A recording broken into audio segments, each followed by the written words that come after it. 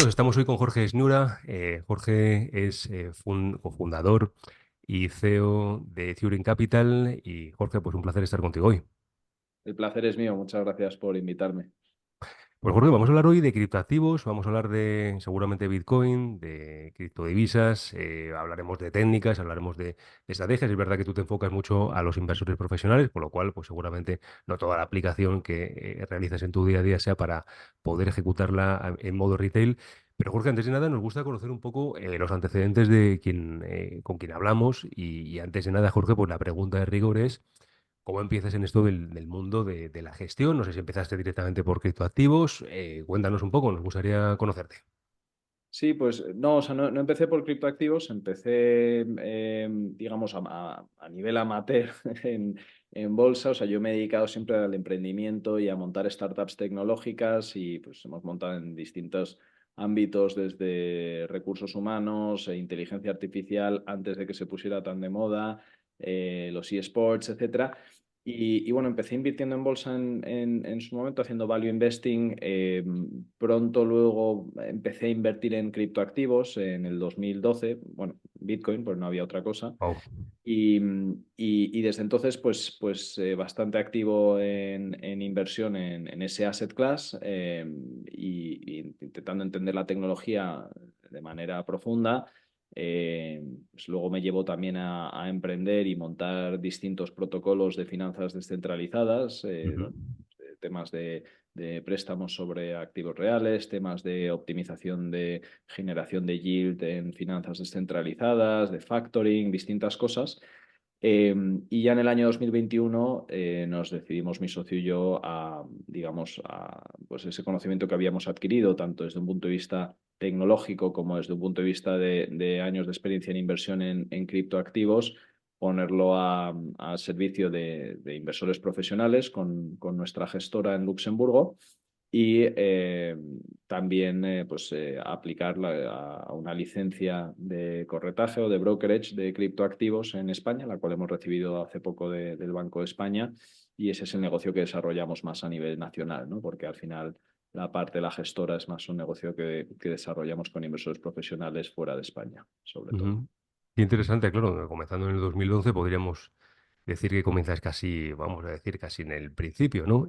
¿Podrías, no sé si explicarnos en primer lugar, Jorge, por si hay algún despistado que nos está viendo y no sabe qué es esto del mundo de los criptoactivos, qué es un criptoactivo, e incluso nos puedes hablar, no sé, de cómo ha evolucionado desde su creación, ya que, bueno, pues comenzaste bien prontito con esto.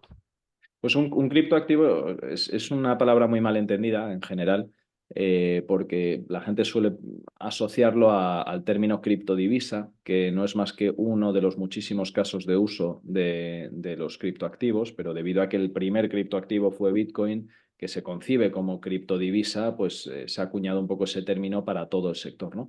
Un criptoactivo, también denominado como token, no es más que una unidad de información en el blockchain, ¿no? Y esa unidad de información puede representar una divisa, como es el caso de Bitcoin, o una fracción de ella, puede representar un activo del mundo real tokenizado, ya sean dólares tokenizados, un inmueble, o cualquier otro, o un fondo tokenizado. Puede representar una pieza de información en el sentido de pues, una red social descentralizada, como algunas que están empezando a surgir, pues un post de una imagen, pues eso es un token, eso es un criptoactivo también que se publica, digamos, en el blockchain. O sea, al final no es más que un medio para representar información, ¿no? Y luego el tipo de información que representa es la que define dentro de qué asset class se debería englobar ese criptoactivo en concreto, ¿no? Ujú, qué interesante.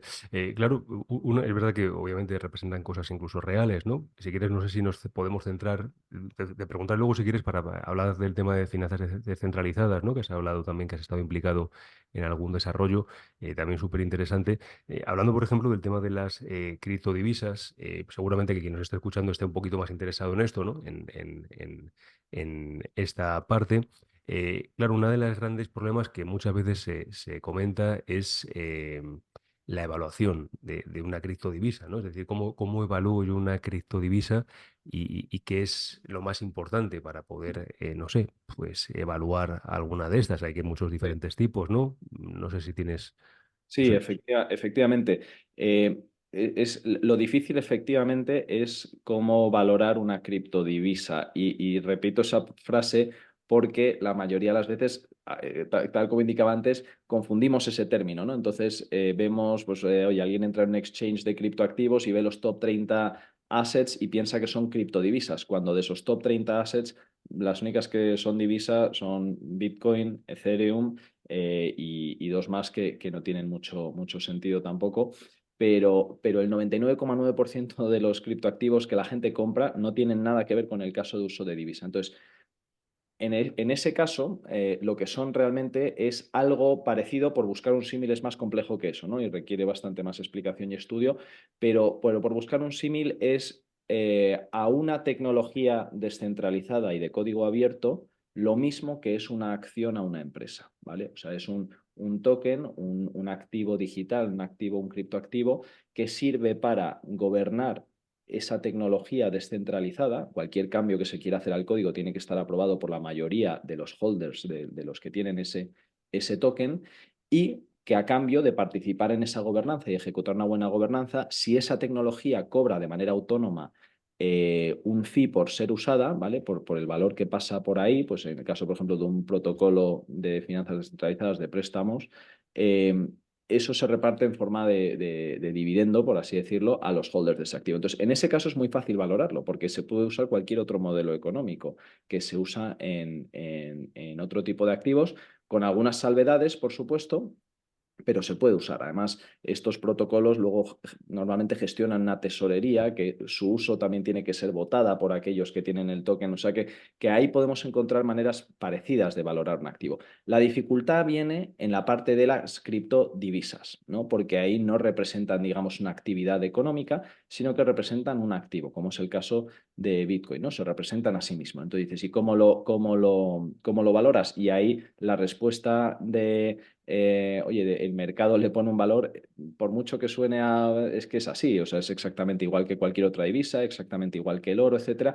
Hay modelos para intentar ver si el valor de mercado corresponde a su realidad actual, como el modelo Stock to Flow, que es un modelo que se ha utilizado en todas las divisas a lo largo de la historia de la humanidad, que es simplemente un modelo que mide cuánto stock hay, ¿vale? O sea, cuántas unidades en circulación hay frente a cuánto se genera nuevo, ¿no? Y esto se usa, por ejemplo, en materias primas, pues para valorar cuál es la inflación en esas materias primas y cómo de fácil es de evaluarla aumentando la producción, etcétera. Y hay otros modelos como esto, pero al final todo acaba reduciéndose a la oferta y la demanda, en el caso nuevamente de las criptodivisas, que son el 0,1% de los criptoactivos que la gente compra y vende normalmente, ¿no? No a nivel volumen, sino a nivel número nominal de assets, ¿no? Ujú. Sí, siguiendo si quieres con el tema de criptodivisas, hablando de Bitcoin, ya que has sacado el tema, sabemos que hay mucha gente que lo considera como un valor refugio. Ujú. ¿Por qué crees que esto es así? No sé si estás de acuerdo con esto y en Sí. caso de estarlo, ¿qué motivos crees que Sí, puede, hay, hay, podemos hay tener? dos motivos. Uno de ellos es un motivo fundamental y el motivo fundamental radica en dos aspectos. Uno es un hecho, otro está por demostrar, ¿no? El que es un hecho es simplemente un hecho matemático, y es que es un asset con una supply limitada que no puede ser alterada. No hay manera de alterarla, no hay manera de cambiar eso, con lo cual, pues al ser un bien escaso y garantizado como bien escaso, además totalmente descentralizado e inintervenible por gobiernos, es un valor refugio, más incluso que el oro, en el sentido de que cuando uno tiene oro, a no ser que tenga un lingote de oro en casa, lo que suele tener es ETFs de oro o algún derivado del oro, pero ese oro está en custodia de alguien que puede ser intervenido por un gobierno, ¿no? Mientras que en el caso de Bitcoin ese no es el caso, a no ser que lo compremos mediante un ETF, normal, no, nuevamente, pero el adquirirlo de manera directa y custodiarlo uno de manera directa es infinitamente más sencillo, obviamente, y también su transmisibilidad que en el caso del oro por su peso y su tamaño, ¿no? Y su densidad. Ese es el motivo fundamental. El motivo, digamos, práctico o de mercado es que si miramos el rendimiento de Bitcoin desde su creación hasta hoy, ¿vale? Y lo ajustamos a volatilidad y a riesgo, ha sido siempre un mejor refugio para el valor que el oro. ¿de acuerdo? De hecho, si comparamos el Sharpe ratio de ambos ajustado para ver un poco ese retorno ajustado a la volatilidad, vemos pues, que el oro tiene un 0,26, Bitcoin está en 1,2, si no me equivoco, 1,4, una cosa así, desde que se creó, ¿no? Y busquemos la métrica que busquemos que ajuste a volatilidad y a riesgo, siempre sale Bitcoin por delante en cualquier periodo de 4 años o más, ¿no? Por supuesto, si cogemos un periodo más corto, hay momentos donde no es así. ¿Por qué? Pues porque tiene una volatilidad superior al oro, por lo cual a más cortos los periodos, más casos damos con los que esto no es así, ¿no? Pero eso también es una cosa natural. Es una cosa natural porque al fin y al cabo, cuando un activo nace, no pasa de 0% de adopción a un 100% de adopción en el momento de ser creado. Pasa por ahí durante un tiempo, entonces durante un tiempo esa apreciación le genera una volatilidad inherente que cada vez es menor, no obstante. Ujú. Claro, has sacado el tema del oro, Jorge. Sabemos que el valor refugio por excelencia suele ser el oro. Si tuviéramos que comparar características de uno y de otro, ¿por qué tú mismo has sacado el tema, ¿no? ¿Por qué los comparas y por qué en este caso sería mejor el Bitcoin? Que ya obviamente has dado algunas pinceladas claras, ¿no? Bitcoin es mejor en prácticamente todo. Hay una parte de incertidumbre de Bitcoin que ahora entraré en ello, pero bueno, básicamente algunos de los beneficios de Bitcoin frente al oro es, lo primero que decía, es muy fácil de custodiarlo uno mismo, por lo cual es totalmente libre y no intervenible por ningún gobierno, que sobre todo en situaciones de volatilidad y riesgo geopolítico es muy importante. Situaciones como las que se empiezan a asomar en distintas partes de la Tierra, ¿no? Por lo cual, eso es una parte posiblemente la más importante. De hecho, la definición de sound money, antiguamente, cuando digo antiguamente digo hace varios siglos, se enfocaba mucho en la transmisibilidad. Una vez que llegamos a un sistema, digamos, de gobierno muy intervencionista en el último siglo, se centra mucho en los estudios macroeconómicos, sobre todo en su independencia de los gobiernos, ¿no? Por otro lado, su transmisibilidad, ¿no? O sea, yo no puedo pagar en oro de manera práctica. Podría pagar en un derivado del oro, pero los derivados del oro, cualquier tipo de derivado tiene un time of settlement de T+1, T+2 hasta T+10, ¿no? Mientras que en el caso de Bitcoin la transmisión es prácticamente inmediata, usando sobre todo Layer 2 tipo la red de Lightning o otras soluciones, por lo cual la transmisibilidad es inmediata. Es global también. Nuevamente, si yo quiero pagar en oro y quiero pagar a alguien en China, eh, incluso, o sea, por supuesto, físico es imposible. Si lo quiero hacer a través de un derivado, tiene que ser un derivado que esa persona pueda acceder. El settlement ya se retrasa mucho. Aquí puede ser en cualquier lado. Es totalmente divisible. Bitcoin se puede dividir en una fracción enorme, por lo cual puedes pagar cosas muy pequeñas con ello. En el caso del oro no es el caso y no tiene un coste como el del oro, tan grande como el del oro en cuanto a su almacenamiento. O sea, al final el oro hay un coste de alguien que lo haga. Por mucho que tú actúes a través de un derivado, alguien tiene el oro que lo está respaldando, ¿no? Y ese alguien está gastándose un dinero en el espacio y en la seguridad de custodiarlo. Y eso alguien lo está pagando. En el caso de Bitcoin, eso no se da, ¿no? Por lo cual es muchísimo más eficiente. Eh, ¿Cuál es el riesgo que tiene Bitcoin frente al oro? Pues el único riesgo que potencialmente tiene, pero es algo que en caso de darse tiene fácil solución, es la seguridad, digamos, de la red. Esto es un tema largo y complejo de hablar, pero dentro de de varias décadas, cuando los halvings, o sea, hay una cosa en Bitcoin que se llama los halvings, ¿no? Que es Si lo puedes básicamente explicar, genial. significa que cada 4 años la emisión o la inflación de Bitcoin disminuye, ¿no? Se reduce a la mitad. Esto hace que el activo sea menos inflacionario, por lo cual también es una ventaja que tiene frente al oro, que es que la inflación de Bitcoin es menor y acaba siendo cada vez menor que en el caso al oro, ¿no? Donde se sigue extrayendo de la tierra. Y esto pues, hace que sea más resiliente. El problema de eso, o potencial problema de eso, va a depender de la adopción, por eso digo que es una interrogante, es que los mineros que hacen que las transacciones en Bitcoin ocurran, ¿vale? Los mineros son al fin y al cabo o personas o entidades que tienen un cierto hardware, ¿vale? Que computa, estoy intentando simplificarlo todo Sí, mucho, te lo pero que agradecemos ahí para, por si alguno hay algún nuevo, ¿no? Y que, claro, que sí. hace unas computaciones matemáticas complejas y muy intensas para asegurar la red y de tal manera que se evite que haya un doble gasto. Es decir, que yo con un Bitcoin te lo mande a ti y ese mismo Bitcoin se lo mande a otra persona y haga un doble gasto, que ha sido el problema histórico en las divisas digitales hasta que se inventó Bitcoin, ¿no? Entonces, estos mineros consumen muchos recursos en cuanto a electricidad, ¿de acuerdo? Y el hardware es muy caro, hay que compensarles de alguna manera, ¿no? Y se les compensa mediante esta inflación, esta emisión de Bitcoin que se lleva a cabo, se les otorga a aquellos que están validando esos bloques o minando esas transacciones, digamos.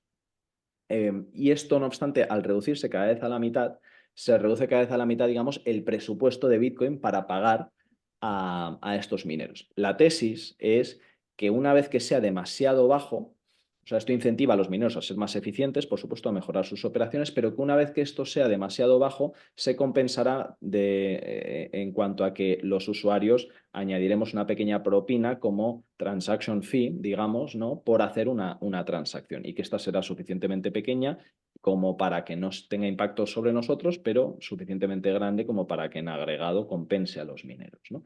Esa es la tesis. Si eso no se da, hay muchas soluciones tecnológicas que otros blockchains ya han adoptado mediante proof of stake y otras, por lo cual no es un problema a largo plazo, es simplemente una interrogante de cómo acabará eso, ¿no? Esa es posiblemente el único pero que se le puede potencialmente poner a Bitcoin. Ujú. Hablabas de algunas métricas, ¿no? Comparando con el oro, seguimos ya, y vamos terminando si quieres ya con la comparación, ¿no? No sé si utilizas otras métricas para comparar la eficacia del Bitcoin, ¿no? En tiempos de crisis, como para utilizarlo como reserva, valor, ¿no? No sé si hay otras Bueno, métricas específicas. Has mencionado un par de ellas, ¿no? Porque hay alguna sí, más. sí, o sea, la realidad luego es digamos, el precio de Bitcoin en el corto plazo eh, tiende a reaccionar a situaciones concretas y a eventos concretos, geopolíticos y macroeconómicos, como un risk on asset más que como el oro. ¿Por qué? Porque sigue habiendo una parte muy importante de los inversores en Bitcoin que invierten en ello como un asset especulativo con potencial de apreciación. Este fenómeno observamos desde Turing Capital que cada vez es menor. ¿Por qué? Porque a más liquidez entra al mercado, más difícil es y más liquidez entra. Estamos viendo, por ejemplo, mucha liquidez de tesorerías, de empresas entrando a tener parte de su tesorería en Bitcoin, estamos viendo fondos de pensiones, etcétera. Y ese tipo de inversor no lo trata como un asset especulativo. Entonces, a más liquidez entra, menos impacto tienen aquellos que sí que lo han venido tratando como un asset especulativo, por lo cual cada vez se va a empezar a comportar más como el oro, ¿no? Eso Bitcoin. El resto de los criptoactivos se irán comportando como se han venido comportando, cada vez con menos volatilidad, obviamente, a mayor liquidez y mayor sofisticación del mercado, pero cada vez veremos una mayor descorrelación entre Bitcoin y el resto de activos, ni para bien ni para mal de uno o del otro, simplemente debido a su naturaleza. Ujú. Imagínate que ahora alguien, Jorge, dice, vale, me has convencido, ¿no? Quiero estar expuesto a, en este caso, seguimos con criptodivisas, ¿no?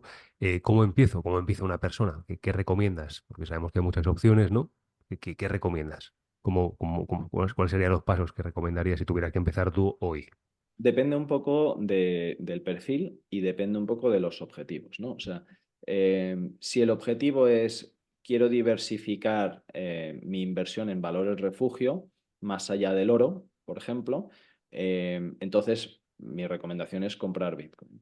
Si el objetivo es quiero invertir en el futuro de esta tecnología y en el potencial que tiene para impactar a la sociedad de manera positiva, entonces mi recomendación es una cartera diversificada de criptoactivos, ¿no? Digamos que el caso es el primero, que es el de diversificar la inversión en valor refugio. Pues aquí nuevamente, dependiendo un poco de el know-how tecnológico, que tampoco, o sea, que estamos hablando de si el nivel es muy bajo o bajo, tampoco hace falta más que vaya más allá de eso. Eh, y un poco de lo cómodo que se sienta la persona, mi recomendación siempre es comprar Bitcoin a través de un broker, ¿de acuerdo? Nosotros es el servicio, por ejemplo, que ofrecemos en Turing Capital. Y luego, pues una vez que se compra a través de un broker, usa euros para comprarlo, ¿no? Y el broker se encarga de no solamente comprarlo, sino ejecutar la orden a través de muchas venues de liquidez para que el precio sea el mejor, las fees las menores, etcétera. Si se tiene un cierto nivel de conocimiento tecnológico, mi recomendación es custodiarlo uno mismo, es decir, custodiarlo en una hardware wallet, que hay distintos tipos, idealmente que sea lo que se llama un multisig, es decir, que para mover fondos haga falta varias, digamos, como doble autentificación o triple o cuádruple para que esté más seguro. Si uno no se siente cómodo con eso, que es la mayoría de la gente, pues hay custodios institucionales regulados, como por ejemplo en España tenemos Prosegur Cripto, en Suiza el BBVA ofrece custodia de criptoactivos, entonces pues oye, custodiarlo con ellos y olvidarse un poco de tal. Eso le quita un poco esa resiliencia al intervencionismo del Estado, ¿no? Porque el Estado podría, digamos, cogerlo, ¿no? Como les gusta hacer sobre todo a Hacienda, y a través de estas entidades, pero en cambio pues te da una seguridad y un peace of mind que no te da el tenerlo tú mismo, ¿no? En caso de querer participar, digamos, de la apreciación de este mercado y del valor que va a generar para la sociedad, pues un portfolio diversificado es lo correcto. Si se tiene un conocimiento muy amplio y profundo sobre esta tecnología y sobre sus casos de uso, cómo generan y capturan valor, entonces mi recomendación es escoger uno mismo en qué invertir y si no, pues acudir a un gestor de activos que vaya a hacer esa gestión activa por uno mismo, ¿no? De hecho, te hemos escuchado alguna vez, Jorge, decir que no invertir en criptoactivos es ya una decisión activa de inversión, ¿no? ¿Cómo ves cómo ves el desarrollo en los próximos 10 años de este Sí. sector? Sí, efectivamente, o sea, esto no era así hace no mucho, pero ya con un asset class cuyo market cap es de 2,3, 2,4 trillón, el decidir no tenerlo en cartera es una decisión totalmente activa. O sea, no es ya una cuestión de que sea una decisión activa el entrar, es que ya o sea, es decisión activa ambas cosas, ¿no? Porque con ese market cap es un porcentaje muy importante digamos, de las carteras de inversión global que está invertido ahí, por lo cual están otros y tú no estás, ¿no?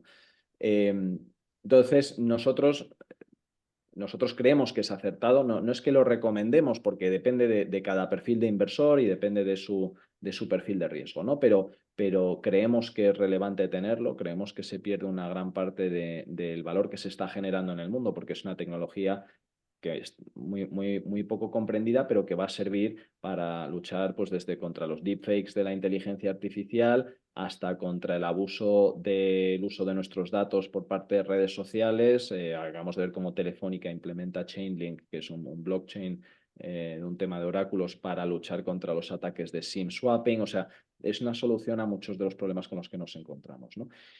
Lo que sí que está claro es que es una cuestión de una tecnología compleja que se tarda en desarrollar. Es como la inteligencia artificial. Ahora tenemos la primera, digamos, el primer killer app de la inteligencia artificial que ha sido ChatGPT, ¿no?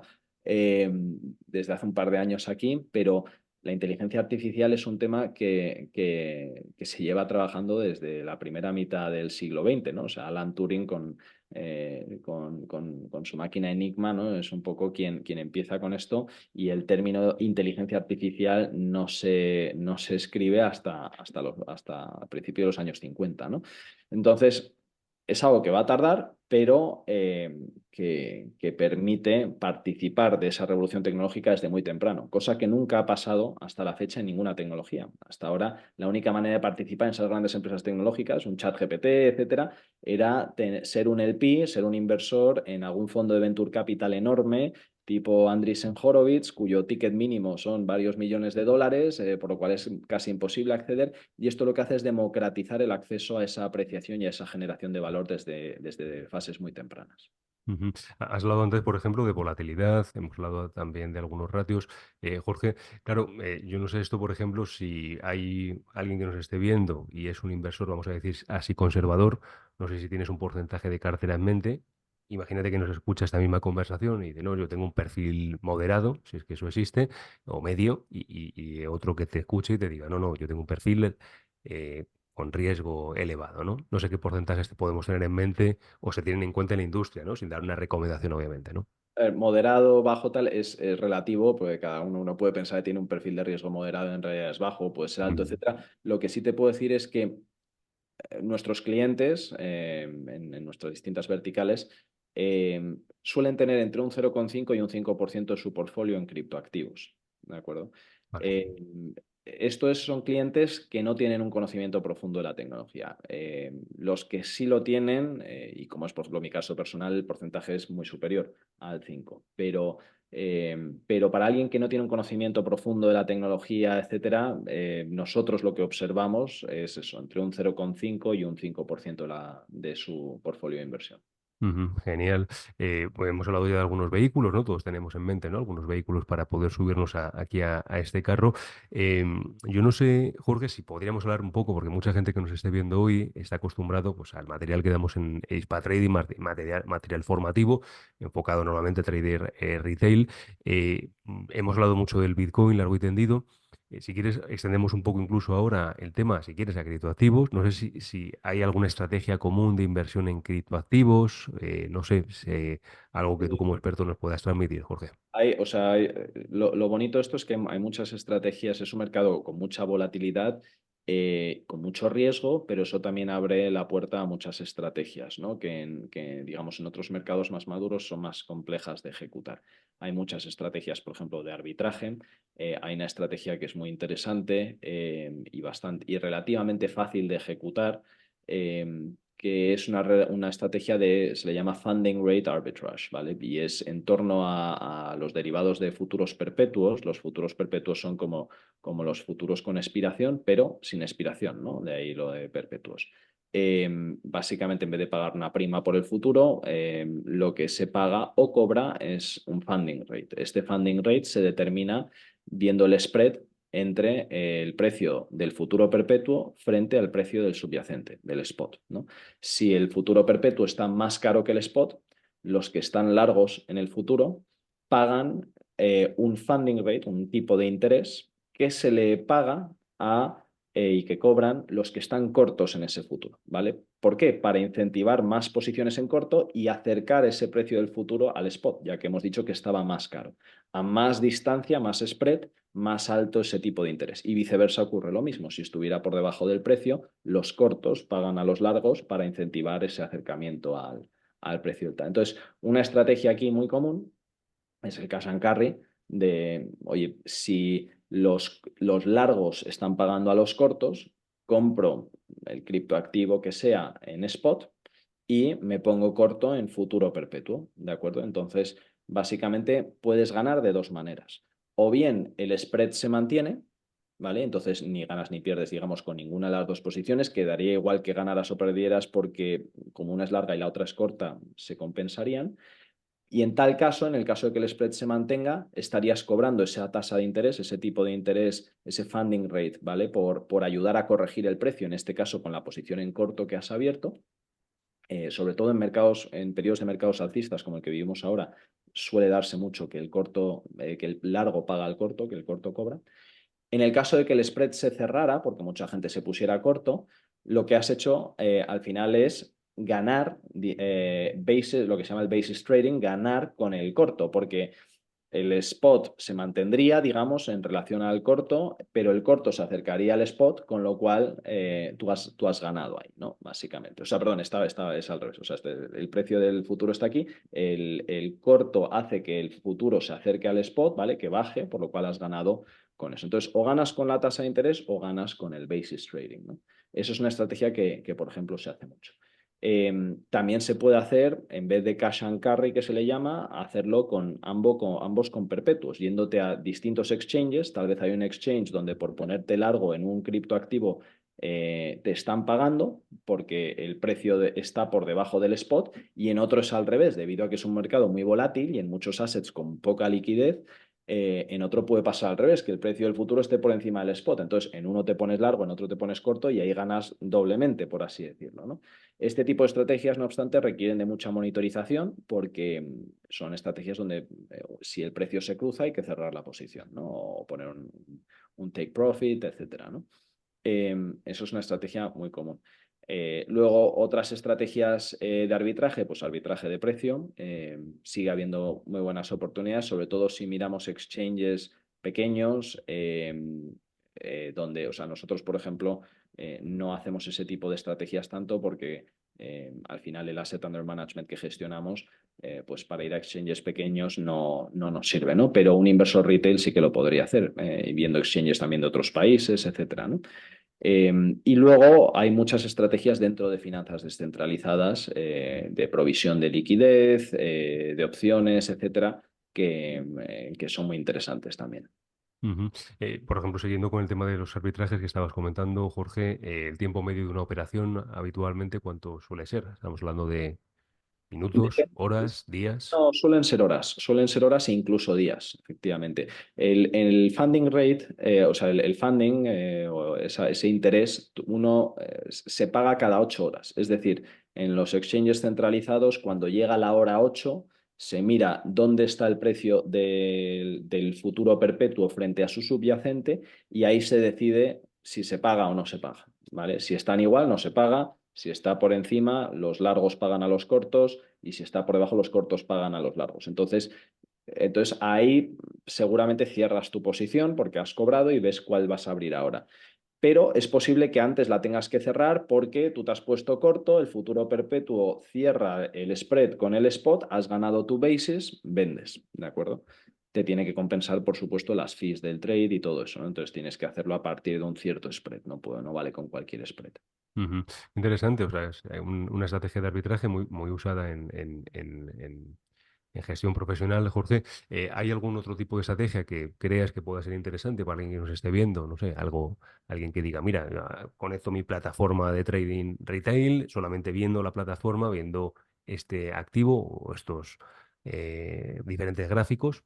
¿Qué estrategia? A lo mejor, no sé, ¿hay alguna otra que tengas ahí en mente? En Mispa Trading hemos hablado de pautas exploracionales, de cómo el Bitcoin tiene un sesgo alcista claramente después de cerrar el mercado estadounidense. No sé, algunos de estos. ¿Hay algo que tú tengas en mente, Jorge, a lo mejor para el trader retail? Sí, o sea, pensando, es que es verdad que nosotros las que ejecutamos son bastante complejas, ¿no? Pero ejecutables por el trader retail, o sea, una estrategia, o sea, una cosa que mucha gente no hace es el tema de provisión de liquidez, pero eso requiere tener un cierto conocimiento técnico a nivel blockchain, digamos, ¿no? O sea, no es, es simplemente saber abrirte una wallet y conectarlo a una plataforma de finanzas descentralizadas, tampoco hace falta más, pero bueno, ya requiere un cierto conocimiento, ¿no? Entonces, ahí sería básicamente, la operativa es si uno decide entrar en un cierto asset, luego buscar a través de distintos protocolos de finanzas descentralizadas, protocolos de préstamos, protocolos de provisión de liquidez a mercados descentralizados a modo, le llamamos automated market makers, etcétera, el yield o el interés que pagan por proveer esa liquidez, ¿no? Y entonces, aportar esos assets que uno tiene durante el tiempo que hace el holding, aportarlos en final. Digo por decir cosas que tal vez sean distintas también a los mercados clásicos, Muy ¿no? Porque interesante. casi todo lo que se puede hacer en mercados clásicos se puede hacer aquí, teniendo en cuenta, además, eso sí, que hay más volatilidad, ¿no? Pero aportar esa liquidez pues puede generar unos retornos adicionales anualizados de entre un 5 a un 30%, un 40% incluso, lo cual es muy relevante, ¿no? Tanto para protegerse en caídas, como para simplemente mayor apreciación, sobre todo si tenemos en cuenta el efecto compuesto a lo largo de los años, ¿no?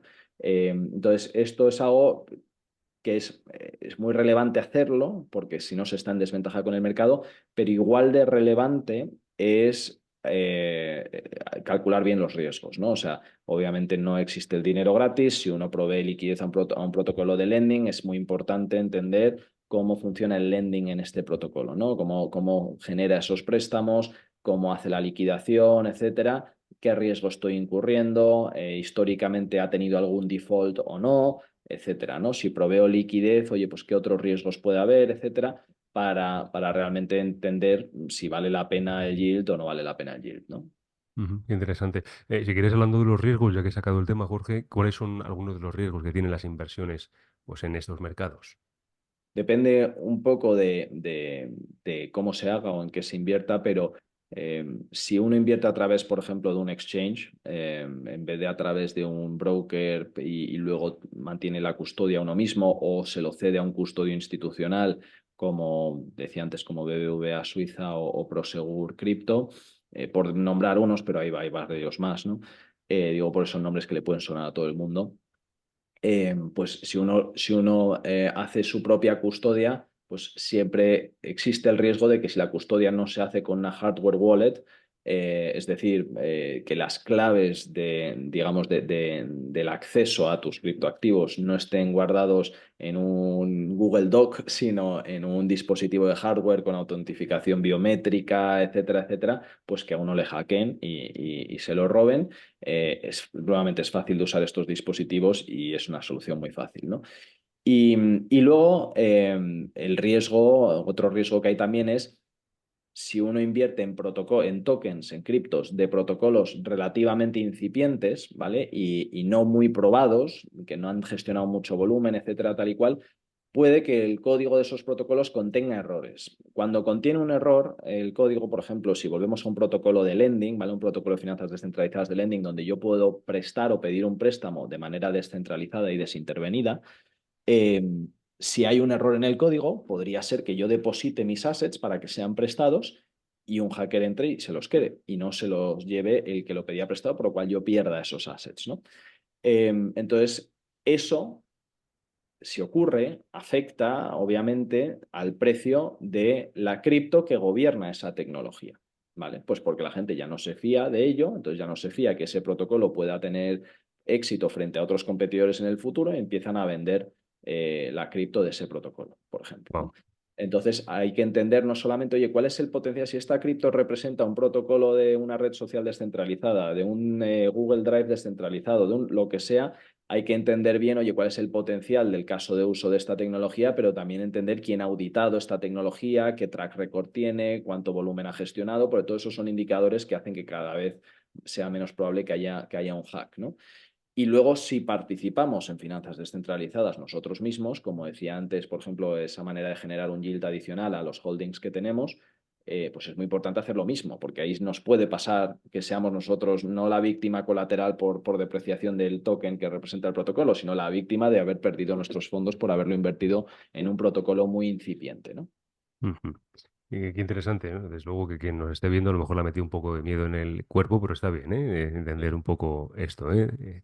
Y luego, bueno, y luego hay un big elephant in the room, ¿no? Que es lo que pasó con FTX, ¿no? A finales del año 2022, donde pues el exchange quebró y con ello los clientes finalmente sí que van a recuperar sus fondos, un 119%, de hecho, porque ha habido apreciación de los assets, pero podría no haber sido así, ¿no? Y han estado un tiempo sin tener sus fondos.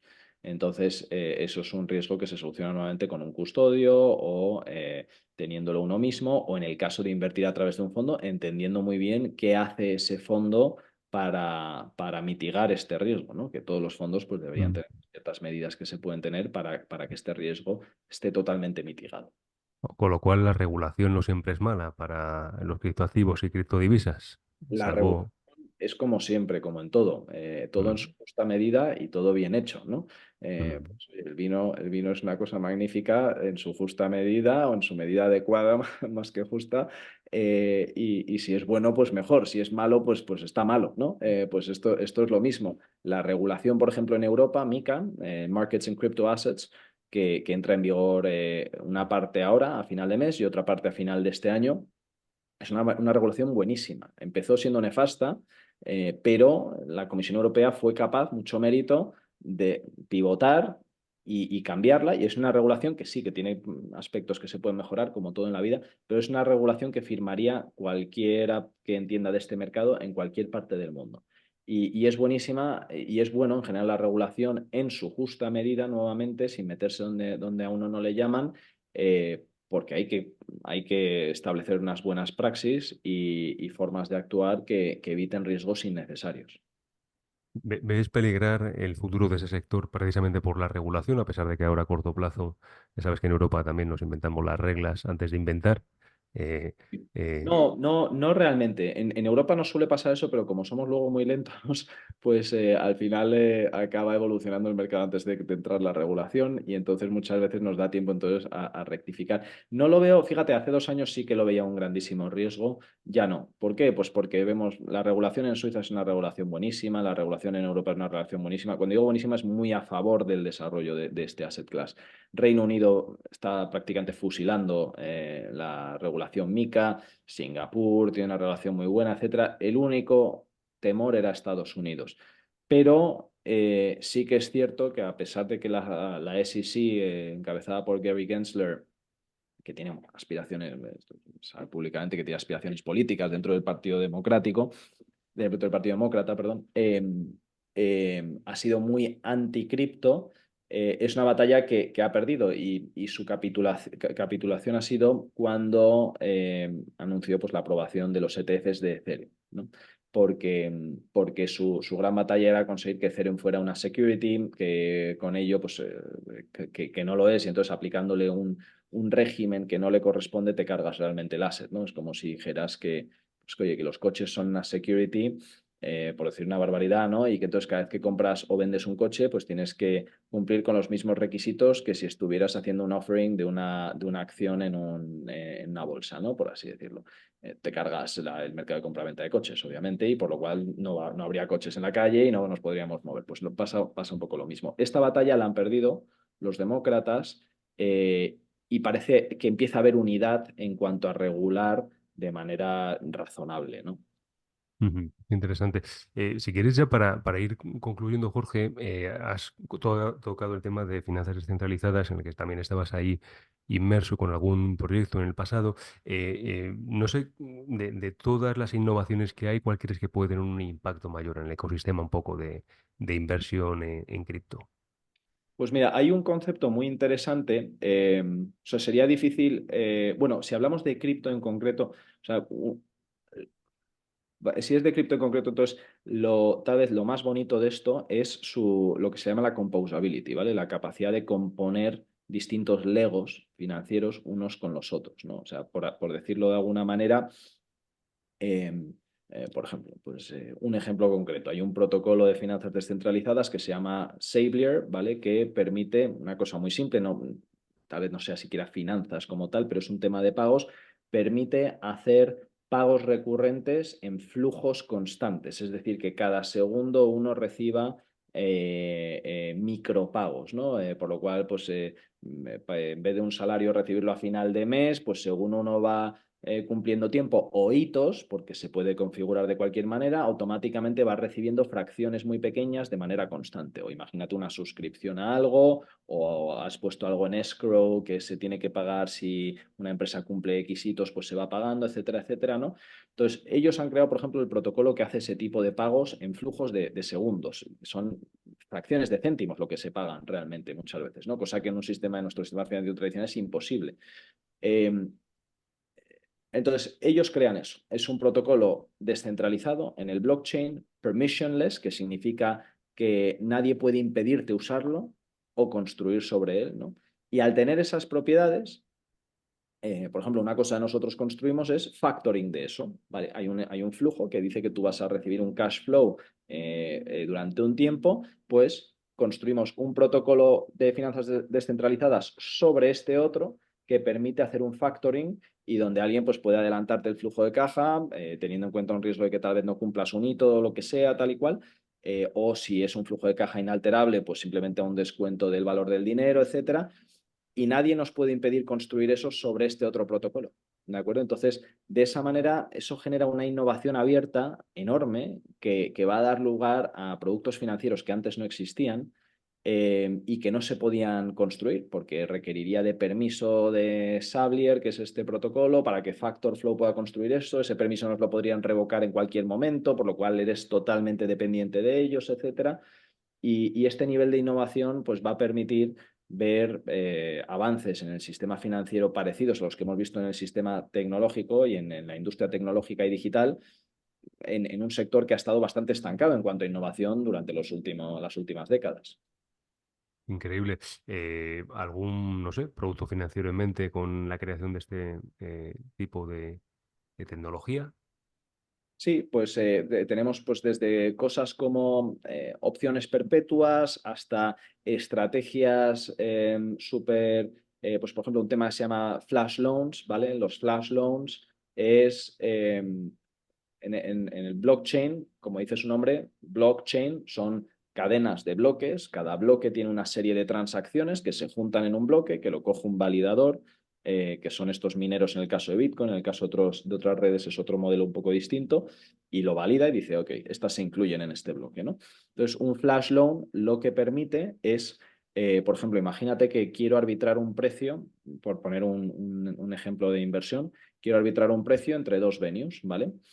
Eh, lo que me permite el Flash Loan es ir a una plataforma de préstamos descentralizados, pedir un préstamo no colateralizado, es decir, sin ningún tipo de colateral, con ese préstamo comprar el asset en un venue, venderlo en el otro y repagarlo dentro de un mismo bloque. Mientras que ocurra dentro de un mismo bloque, puedo hacer eso que llamamos flash loan, que es un préstamo no colateralizado sin ningún tipo de límite de cantidad, ¿vale?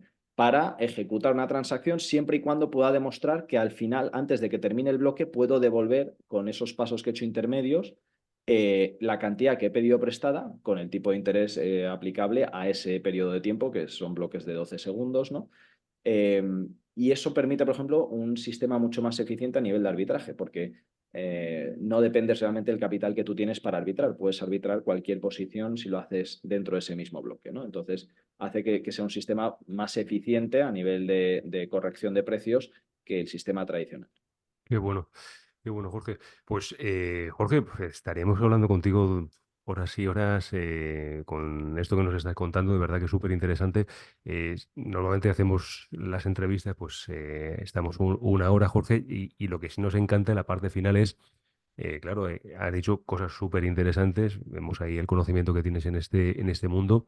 eh, ¿Cómo la gente puede invertir en ti, encontrarte? Háblanos de tus proyectos, háblanos de lo que haces y estamos encantados de escucharte. Sí. Bueno, encontrarme pues en LinkedIn sobre todo, Jorge Schnura, SCHNURA, y en Twitter exactamente igual. Escribo en ambos sitios pues mucho sobre todo sobre tecnología blockchain y adopción institucional sobre todo. Eh, y si, oye, pues si alguien quiere comentar de este tema o lo que sea, pues siempre encantado de poder ayudar.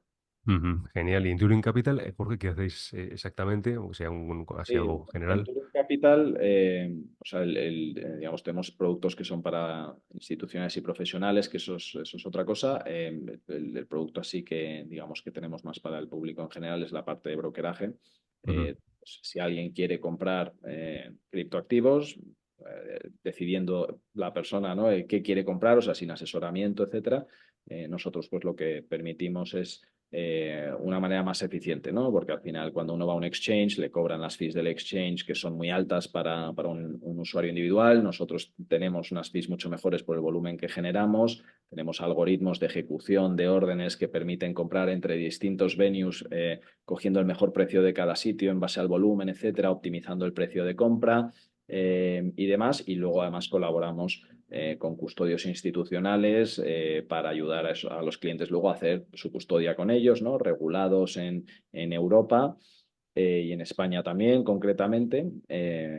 Y entonces, en ese sentido, pues ese es el producto que tenemos más para el público. Si alguien nos escucha de Latinoamérica, también puede abrirse cuenta con vosotros, Jorge. Sí, sí, sí.